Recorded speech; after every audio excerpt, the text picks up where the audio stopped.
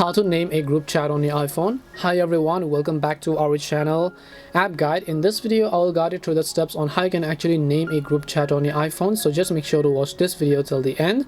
In order to name a group chat on your iPhone, all you have to do is just open up your messaging app and then open up the specific group chat where you want to actually name it. So you can see this is the one group chat. I've added 2 people, including me there's going to be 3, and the problem here is that I have not named this group. So if I want to name it, just tap on the name from the very top.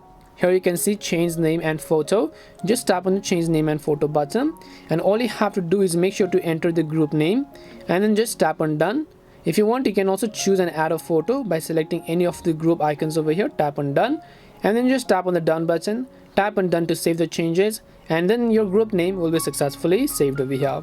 This is how you can go ahead and then actually name a group chat on your iPhone.